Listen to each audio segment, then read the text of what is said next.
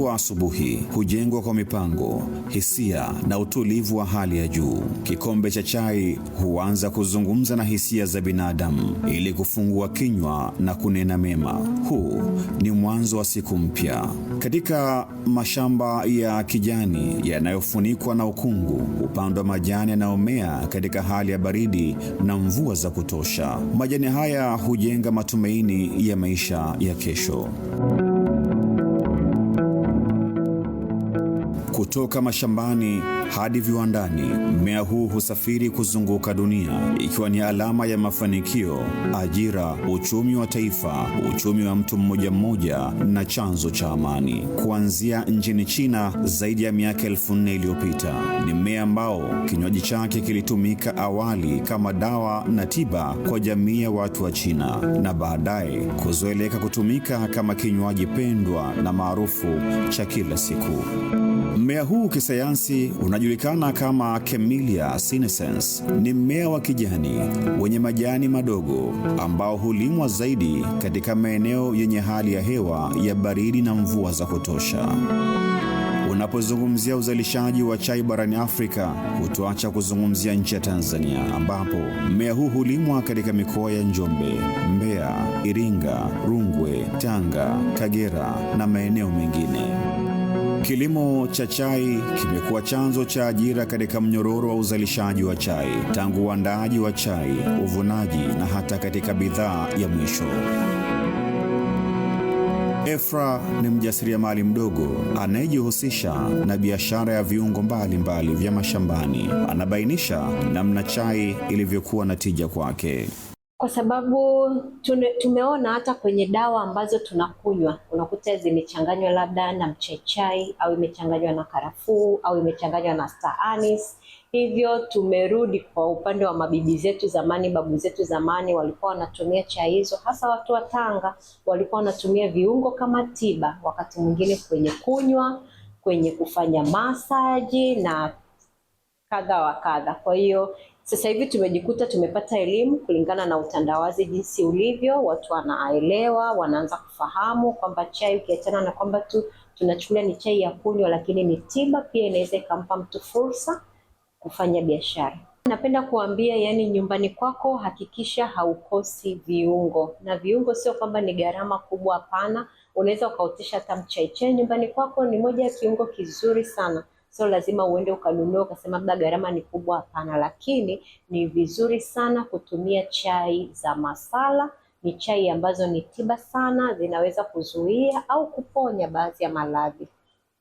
Chai si kinywaji pekee, lakini pia chai ni mtindo wa maisha ulio huru. Mimi napenda kunywa chai na naweza kusema kwamba naweza nikawa labda pengine miongoni pia mwa walevi wa kupenda kunywa chai. Lakini swali linaweza kuja kwamba kwa nini napenda kunywa chai. Napenda kunywa chai ni kama kiburudisho tu, kama kiburudisho, kwamba natamani tu ile ladha, nikikumbuka ladha ya chai natamani niweze kupata chai kuweza kunywa.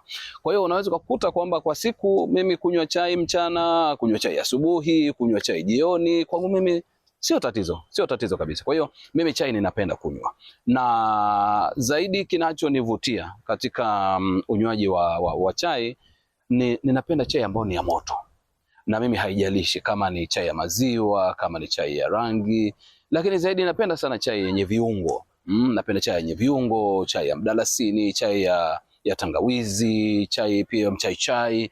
Kwa hiyo ni miongoni mwa chai ambazo mimi ninapenda. Kwa hiyo naweza kuingia katika kundi la kusema kwamba kama ni walevi, na mimi nina ulevi wangu ambao napenda, na naona pia kwamba sio ulevi mbaya, na naona fahari kuwa mlevi wa kunywa chai. Kwa hiyo mimi napenda chai. Kwa hiyo wanaotamani kuwa walevi kama mie, pia ulevi wa chai na wakaribisha.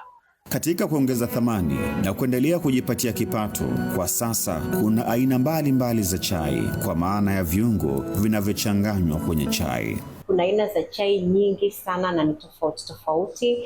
Kuna chai za masala kawaida, lakini pia kuna chai tiba, Tunapozungumzia chai tiba, mfano wa majani ya mchaichai, ukiyachemsha vizuri ile chai itakuwa ya kijani, hivyo chai hiyo inajulikana kama green tea.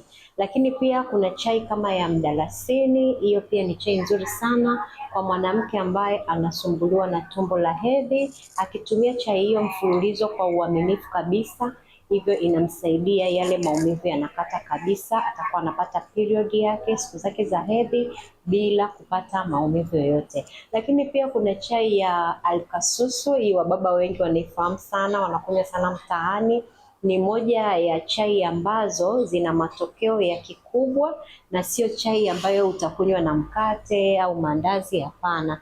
Chai hiyo inaenda kwa tende, karanga, korosho pamoja na nuts nyingine tofauti tofauti.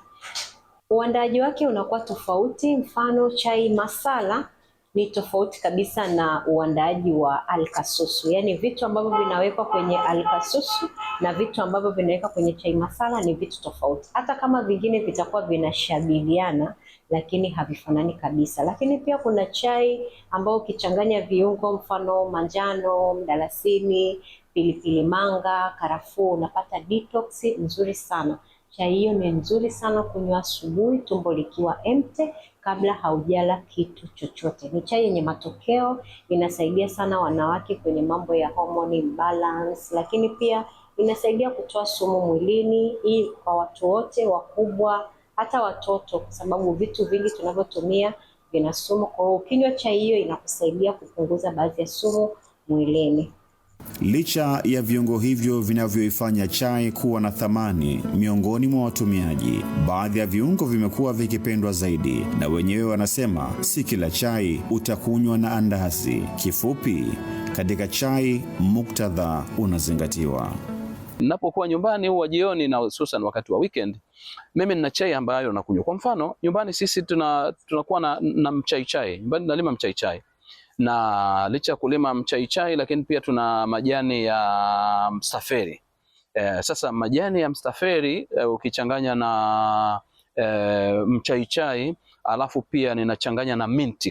Kuna miti ambayo nimeiotesha nyumbani pale, ambayo inakuwa na ile minti na ladha fulani. Sasa ile chai unapoitengeneza, ninapokunywa chai ile, najisikia burudani sana. Unapokuwa umechoka ukapata chai kama ile, ni tiba. Na chai ni tiba. Chai wakati mwingine licha ya kutibu uchovu, lakini chai inavuka hata kuwa inavuka zaidi ya burudani. Inakufanya wewe sasa kwamba unapata utulivu wa nafsi, inaitwa relaxation.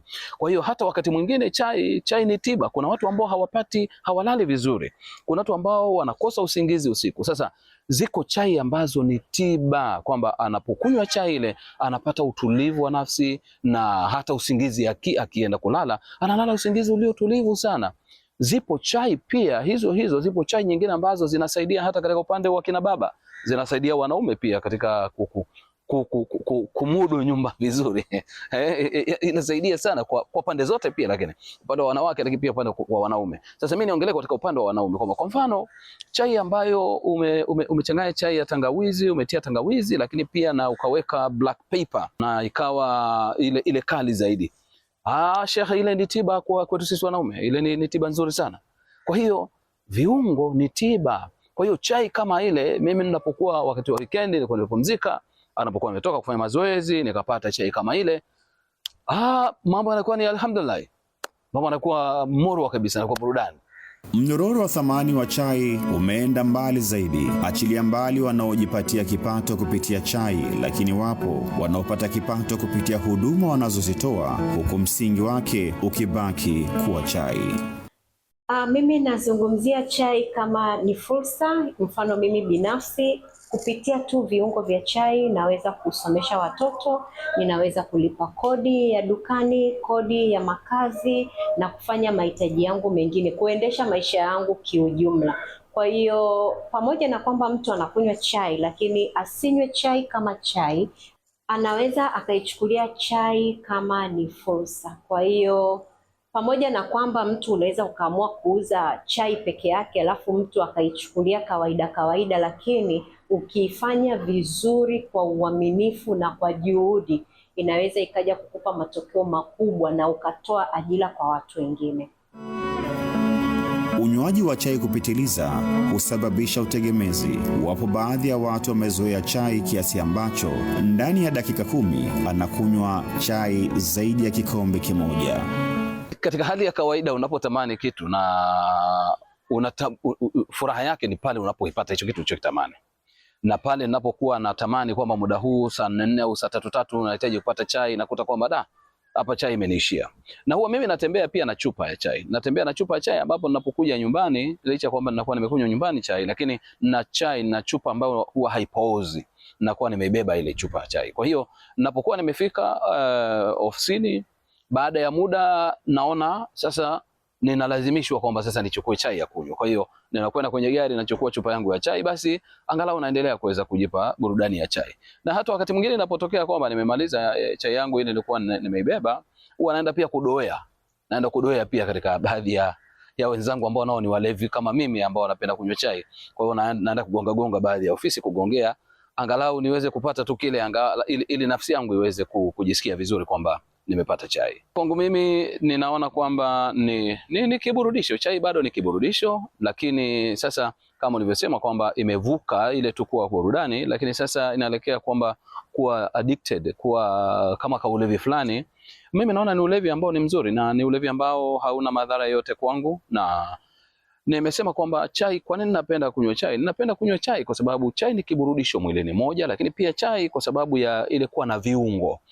Kama labda inaweza kuwa mchai chai, kama labda ni chai ya tangawizi, au inaweza kuwa ni chai ya mdalasini, inaweza kuwa chai wakati mwingine hata ya aloe vera. Chai ya aloe vera pia nayo mimi napenda kunywa chai hizo. Kitaalamu, hali ya mtu kuona hawezi kuishi bila ya kunywa chai mara kwa mara haimaanishi uraibu wa kweli kwa kiwango cha dawa kali, lakini mara nyingi ni utegemezi wa kitabia pamoja na athari za kafeini iliyopo kwenye chai. Chai ina kafeini ambayo huathiri mfumo wa fahamu, huchochea ubongo kuwa macho, huongeza umakini na kupunguza usingizi, huamsha homoni za uchangamfu. Kwa muda, ubongo unaweza kuanza kuzoea hali hii ya kuchangamka. Hivyo mtu anapokosa chai huhisi hana nguvu, hana mwelekeo, na hapo ndipo utegemezi unapojipenyeza na kujikuta huwezi kuishi pasi na kunywa chai. Ubongo huunganisha chai na hisia ya faraja, utulivu au mwanzo wa siku, hivyo inakuwa tabia. Swali la kujiuliza, je, unywaji wa chai kupitiliza na utegemezi una utofauti gani na uraibu mwingine? Saidi Mapande kutoka Morogoro Recovery Community ni mtaalamu anayetoa tiba ya utimamu wa akili kwa watu wenye utegemezi kupindukia. Uraibu, tunapozungumzia uraibu ni uwanja mpana sana. Nikisema uwanja mpana nikiwa na maana ya kwamba wengi wetu tunaamini kwamba uraibu ni pale ile hali ambapo fikra, mawazo, mitazamo, mienendo ikiwa imetekwa. Ina maana kwa sababu addiction inapiga kwenye akili, mwili na imani. Kwa hiyo kama uraibu uliweza kupiga sehemu kuu 3, akili, mwili na imani, it means kwamba kwenye akili inakuwa imepiga sana kwamba ni mitazamo, fikra vinakuwa vimetekwa. Lakini kwenye mwili it means inaleta ulazima. Ndio maana mtu ambaye ana changamoto ya uraibu, ina maana anakuwa kila siku anatumia kile kilewesho au kile kitu anachokitumia kwenye uraibu wake kama dawa, kwa sababu anakuwa ni mgonjwa. Ndio maana kila siku inabidi apate. Lakini vile vile inakuja kwenye imani kwamba tayari uraibu unamwaminisha kwamba hawezi kuishi bila kutumia, hawezi kufanya chochote bila kutumia, yani hawezi kufanya kitu chochote bila kufanya kile kitu ambacho ndio uraibu wake pendo. Maana kama huyu mtu ambaye anaanza kuipenda chai, mwanzo anaipenda chai kama chai, lakini baadaye sasa ina maana kuna kitu ambacho anakuwa anahisi anakosa. Kwa hiyo pale anapoipata chai yeye ndio anajisikia sasa vizuri.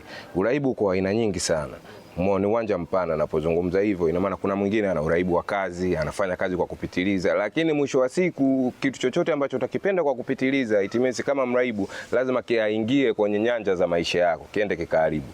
Lazima kutakuwa na matokeo hasi kwenye maisha yako. Ina maana kama huyu mtu ambaye anapenda chai, ina maana ni muda ambao inatakiwa labda yeye maybe afanye shughuli, lakini atajikuta kwamba anashindwa kufanya shughuli zile zinazompasa mpaka aweze kupata ile chai. Kwa hiyo uraibu ni kitu chochote ambacho binadamu anajikuta sasa anakipenda kupitiliza na hawezi kuishi bila kukikosa. Kwa hiyo kama sasa hivi, ina maana ndo kama hivyo zimeibuka ni types nyingi za addiction. Ina maana watu wengi wanajikuta wanaingia kwenye vitu pasipo kujua. Kwa mfano sasa hivi kuna dada zetu wako na uraibu wa simu. Kwamba mtu anajikuta hawezi kuishi bila simu. Muda wote full time anataka awe nayo simu. Tunapozungumza uraibu, ina maana mwishoni lazima uje uharibu nyanja za maisha yako. Kitu chochote ambacho ina maana ule utegemezi sasa utakuja kukufanya lazima uje uharibu nyanja kwenye maisha yako, itaingia kwenye maisha yako. Hicho ndio kinakuwa uraibu. Kwa hiyo kama mtu anaweza akanywa chai alafu theni akawa anajikuta mambo yake yanaenda vizuri tu, yani ile chai haimpotezee time ya kufanya kazi, haimpotezee time ya kukaa na familia, haimpotezee time ya kujumuika kwenye jamii, kwa hiyo nafikiri kwamba kwake inakuwa sio shida. Lakini kama ataiendekeza chai ikachukua sehemu kubwa ya maisha yake, pale ndio inakuwa tatizo. Kwa sababu nilisha kwambia hapo awali, uraibu ni ile fikra, mawazo ya mtu, mitazamo. Ina maana uraibu uko sana kwenye akili, sana kwenye akili. Ina maana kama chai wewe ndio ulijizoesha, ina maana ile chai inakuwa muda wote iko kwenye akili yako. Huwezi kufanya chochote kilichokuwa sahihi bila kunywa chai. Je, kwa mtu ambaye ameshaingia kwenye uraibu, tiba yake ni ipi? Kweli uraibu kwa aina nyingi sana, kama huu ambao unazungumzia wa chai.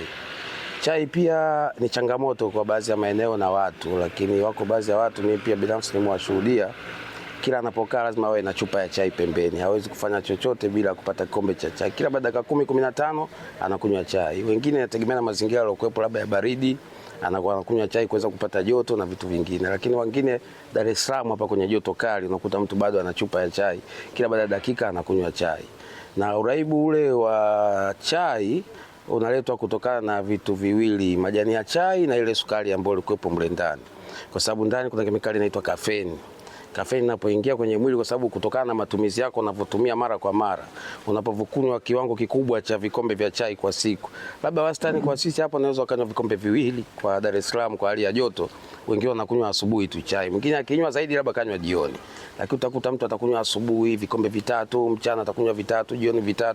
Kwa ule wingi wa sukari na ile kafeini inayopatikana mule ndio inaenda kutengeneza sasa utegemezi. Kwa hiyo mwisho wa siku huyu anakuwa ni tegemezi pia, hawezi kukaa, asipokunywa chai kichwa kitauma, asipokunywa chai atakosa usingizi. Kwa hiyo anakuwa anashindwa kuchangamka, sometimes utakuta kama anawashwa, lakini kwa sababu ya kafeini ambayo tayari ishaingia mwilini. Kwa hiyo pia ni mgonjwa kwa watu hiyo akishafika, kwa hiyo anahitaji matibabu kama waraibu wengine wanapata matibabu. Lakini matibabu ya uraibu sio kwamba waraibu wote watapona kwa njia moja. Na ndio maana unaona hapa kuna njia zetu 3 na ile nyingine ya asasi za kiraia. Kwa hiyo anaweza akaenda kwenye nyumba za upataji nafuu kama hizo sober house, akajaribu kufuata zile hatua 12 kama ambavyo anaweza kuacha uraibu mwingine kitu kingine. Inawezekana sober house akasaidika vizuri, lakini inawezekana sober house pia ikashindikana kumsaidia. Lakini pia akapelekwa kwa madaktari wa afya ya akili, kwa sababu tayari akili tayari ishabadilika, ishakuwa ina access kitu kimoja, inaangazia kitu kimoja. Kwa hiyo tayari ishaenda kuleta tatizo kwenye afya ya akili, kwamba ameshatengeneza utegemezi, akili yake inamwambia bila kunywa chai siwezi kufanya kitu chochote. Kwa hiyo hata madaktari pia wa afya ya akili wanaweza kumsaidia mtu kama huyu pia kuweza kutoka kwenye hali kama hizo. Lakini hata zile tulizosema asasi za kiraia ambazo zinatoa msaada wa nasaha, kwa wanaweza akawa anahudhuria pale katika vipindi vya nasaha kwenye zile NGO asasi za kiraia, akapata unasihi uliokuwa umekamilika na yeye akaweza kufanyia kazi, ukakuta ile tatizo pia limeweza kushughulikiwa kupitia njia hizo. Mara nyingi mwanzo wakati unaanza kutumia kuna dalili mwenyewe unaweza ukaziona, lakini wakati unatumia inaweza kuwa ni raha, lakini kadri muda unazidi kwenda inaondoka kwenye raha, inaenda kwenye hali ya kuwa ni lazima, sasa inaenda kuwa kama dawa kwako. Ili uweze kuwa sawa active lazima utumie. Sasa pale kikawaida unaanza kujiona kabisa kwamba hapa sasa mimi nimetoka kwenye ile starehe ya kutumia kama kwa ajili ya kuenjoy. Sasa nimekuja kwenye mfumo mwingine kwamba maisha yanashindwa kwenda bila kutumia. Kwa hiyo kikawaida unaweza ukajiona kwamba mimi sasa hivi niko tofauti na nilivyokuwa zamani. Kwa hiyo kuna kitu kipya kimetokea kwenye maisha yangu au kwenye mfumo wangu wa kuishi kila siku.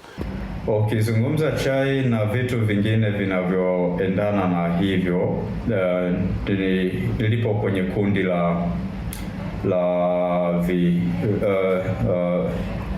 vitu ambavyo vinachangamsha ubongo, ambavyo sasa makundi hayo mara nyingi wengi huwa wanavitumia ili waweze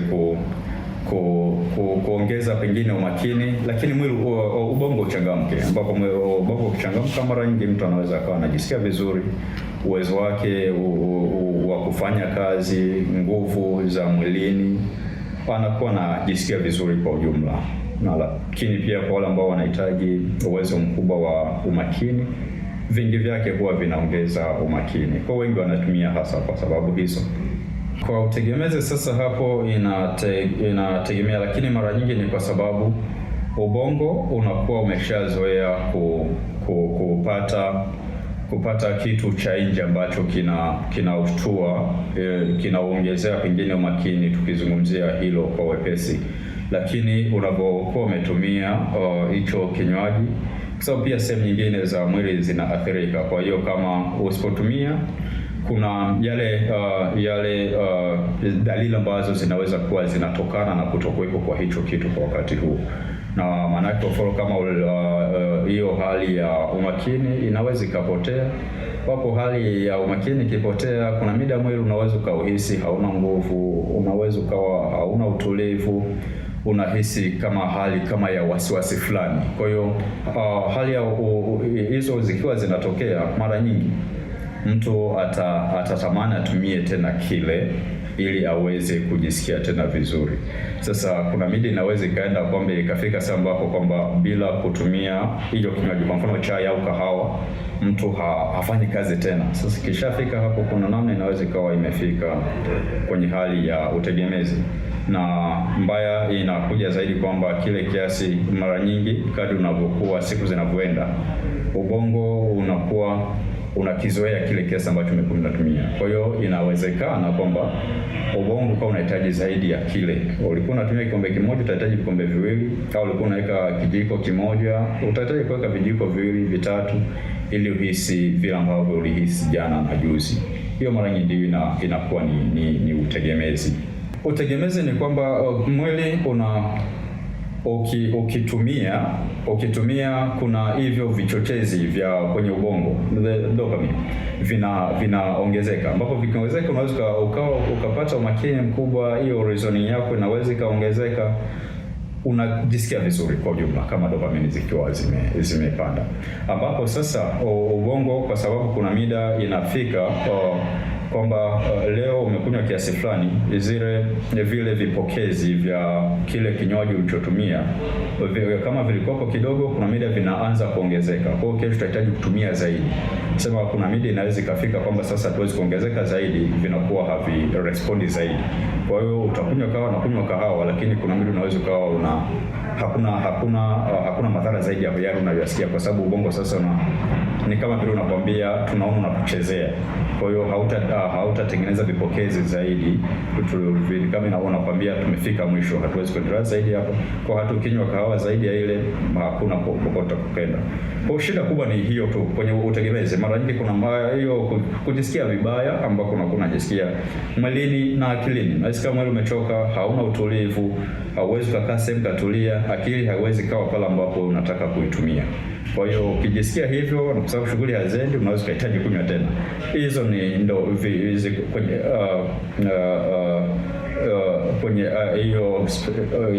kwenye utegemezi tunaweza kuzungumza hivi. Na vichochezi vingi ambavyo hizi stimulants ili kundi la kahawa, pengine sigara, vingi vyake mara nyingi unaweza ukiamua unaweza ukaacha bila kuwa na madhara makubwa, tofauti na baadhi ya vilevi ambavyo kama ukishavizoea ukiviacha, kuna vingine vinaweza vikakuhatarisha mpaka maisha kama ukivileta bila uongozi na uangalizi wa karibu wa madaktari.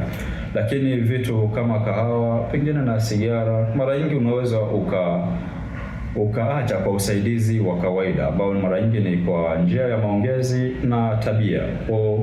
Kunaangalia ni tabia, ubadilishe tabia kwa vile ambavyo ulikuwa unaishi, labda ubadilishe kidogo.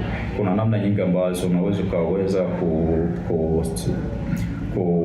kustimulate ubongo wako bila kutumia kinywaji. Kuna namna tofauti. na pia ile ukijisikia vibaya unaweza ukafanya nini. Ukishauelewa, kwa ukijengewa uelewa na mabadiliko kidogo ya tabia, mara nyingi unaweza ukaviacha bila madhara makubwa. Alostani ni ile hali ambayo mwili unapitia wakati kile kitu ambacho ulikuwa umetumia kinapokuwa kinatoka mwilini. Kwa ile nguvu yake ikiwa inaisha, kuna vidalili vinakuwa vinaambatana na hilo, kwamba kwa mfano kama ukizungumzia hiyo labda kahawa labda hivyo, kwa ile kuanza kukosa utulivu, mida mingine mpaka kichwa kinaweza kikakuuma, mwili ukakuuma, mida mingine tumbo unaweza usilelewe. Hivyo ni vidalili vidogo vya ambavyo vinatengeneza alostani. Kwa alostani kwa wastani ni hali ambayo unaipitia wakati ambapo nguvu ya kile kitu ulichotumia kinapungua mwilini. Kwa wastani mara moja inatosha, lakini pia kuna vitu kama hivyo kahawa, na chai ambao chai nyingi ya majani ya chai, kuna wengi wanasema pia ina asilimia kubwa ya kahawa, ina stimulants, inakuchangamsha mwili. Kwa mara nyingi huwa inaweza ikatosha hata kutumia mara moja. Kwa kama unaweza ukaamka asubuhi ukafanya mambo yako, pengine ukanywa maji ya kutosha, kwa sababu pia napunguza maji mwilini. Kwa ukanywa maji ya kutosha, alafu ukanywa labda kama ni kikombe chako cha kahawa au chai mara moja kwa siku, mara nyingi inatosha.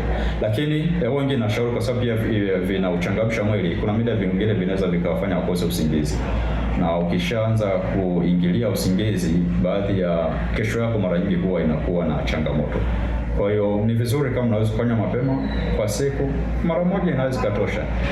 Lakini pia kwa sababu kuna madhara mengine ya kimwili yanaongezeka, ya mabadiliko ya pressure na vingine, ni vizuri kuangalia pia umri wako na hali nyingine za kiafya.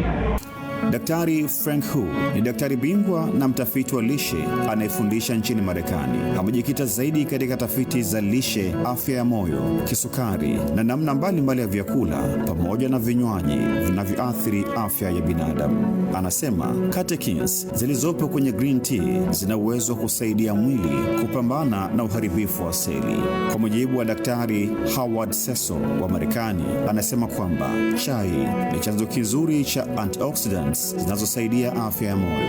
Chai ina antioxidant ambazo husaidia kulinda mwili dhidi ya uharibifu wa seli. Pia inaweza kusaidia afya ya moyo na kuongeza umakini wa akili. Hata hivyo, wataalamu wanasisitiza kuwa matumizi ya chai yanapaswa kuwa ya kiasi. Unywaji wa chai kwa kiwango sahihi unaweza kuwa sehemu ya maisha yenye afya. Ingawa chai ina faida nyingi, kunywa kupita kiasi kunaweza kuleta madhara kiafya.